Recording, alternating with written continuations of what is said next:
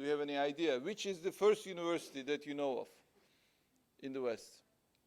İlk üniversite arkadaşlar. İlk üniversite neresi? Duydunuz mu? Please. You guys know everything. Okay. Usually the Westerners would like to call the Bologna University, right, as the first university, where I've spent 4 or 5 years of my life in Bologna. Bologna was founded in 1088, I think. But really the first university was founded in 9th century, 830, 50, something like that, early part of the 9th century. And the first university was founded by whom? Fatima al-Fihri. Of course, the ladies know it better than guys, right? Fatima al-Fihri, the first university, was founded in the Muslim world by a woman. She descends from the Prophet's lineage. And it is in Fez in Morocco, the city of Fez in Morocco, the Karaviyun University. I had a chance to visit, actually. It's really such an important part of our heritage, something that we really should be proud of. And so we see how that is going toward Europe from Andalusia, right, the first university. And we already know some of the popes even were educated at Karaviyun University in medical sciences. Many Western intellectuals, the high-ranking people of the time in the West, they were actually studying in Karaviyun University. And some of the first universities in Europe, Bologna University, Oxford, those were also founded 11th century, 12th century, etc. These universities started by the church.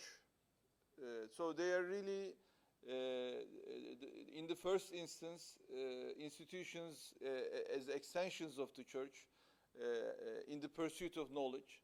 But they are translating, actually, the works of Muslim scholars. So when we talk about university in the West for the first time, 11th century, 12th century, they start by translating the works of the Muslim scholars, and then they start to build upon the Muslim scholarship. So the Renaissance actually is a Renaissance for the West itself. So it's not a Renaissance for humanity, because Renaissance means rebirth, right? For a rebirth to occur for humanity, the humanity should be almost as good as dead, right? But there was a civilization right next door to the West. In the East, it was the Ottoman Empire. In the West, it was the Andalusian civilization.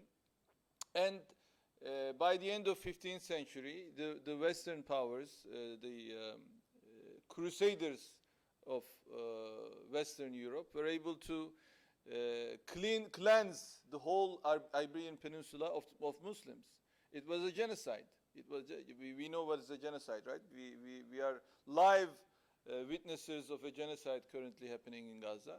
So it was a genocide. The church gave an option to Muslims of Iberian Peninsula. The option was you either convert to Christianity or you were killed, right? One of the things Barbarossa did was, and this took a long time. It wasn't only 1492. It took more than a century. These Muslims running around trying to save themselves, etc. And Barbarossa would reach the beaches of Iberian Peninsula and save the survivors from the Spanish rulers of Iberia. So Istanbul reminds me of Barbarossa. And when the French of 16th century, the Franks as they were called, they were warring the Holy Roman Empire, the Germany of today, you might call it. And the Ottoman Empire is supporting the Franks, right? Because we want a balance of power in Europe. We don't want war in Europe, right? So we are supporting the Franks against the Germans. And so the Frank king writes a letter to Suleiman the Magnificent, the rule giver. and requires assistance, help of the Ottoman Empire. And Süleyman the Magnificent sends him Barbarossa with 90,000 soldiers.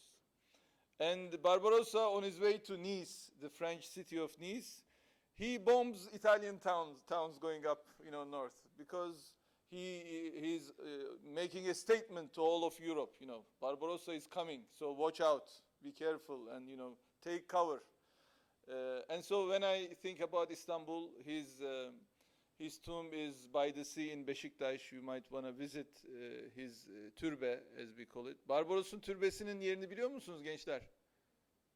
Beşiktaş'ta. Beşiktaş meydanda, hemen deniz kenarında. Hala bütün denizciler sefere çıkarken Barbaros'u selamlayıp sefere çıkarlar. Still, all sailors of old Turkish Navy, actually they salute Barbarossa when they go off on their journeys.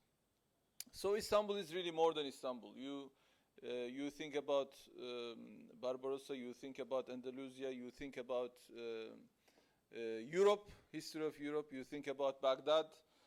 That is why I think this program in Istanbul, I hope, will mean a lot to all of you. And it is early on in your lives. Inshallah, you live long, healthy lives, and as your character is shaping, I hope Istanbul takes a role in that, making you a better person, because Istanbul was really the center of people like the conqueror Mehmed II, right? An excellent leader.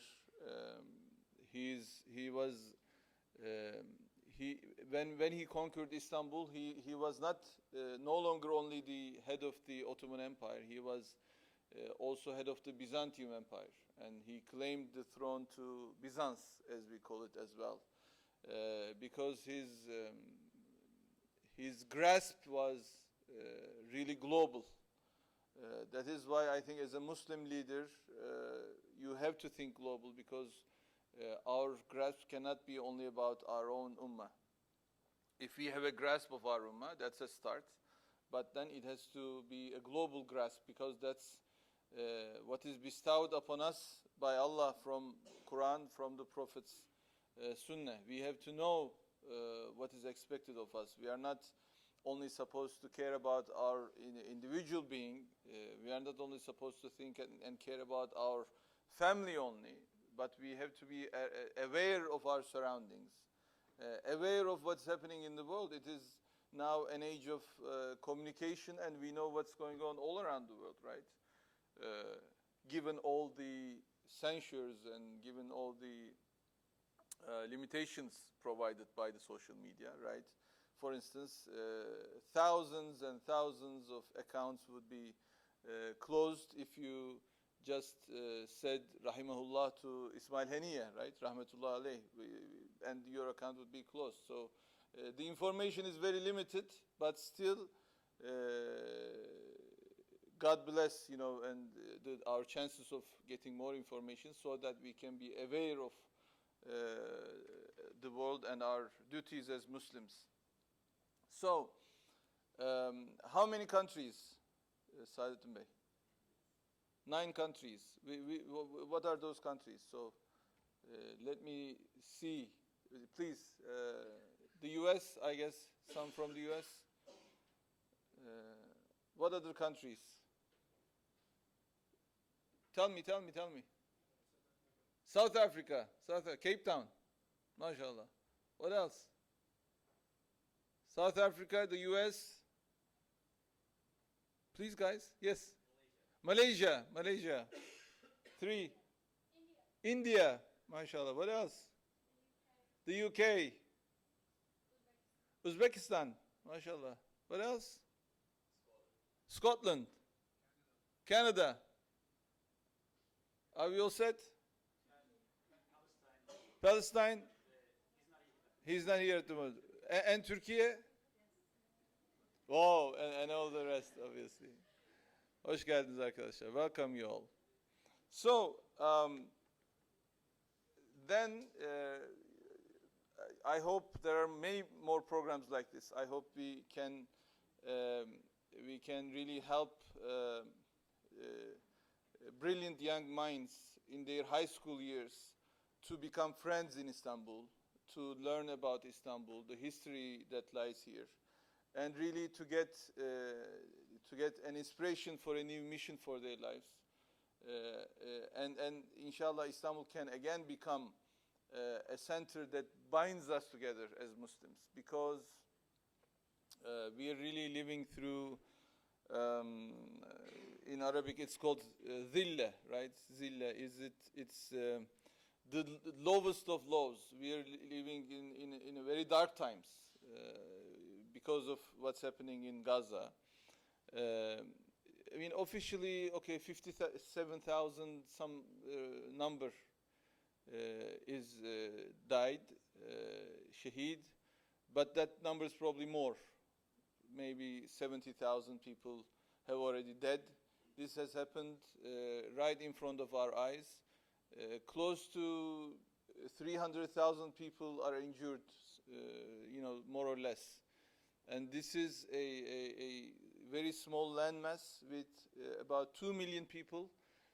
Think about 70,000 people being dead and 300,000 people being injured among 2 million people.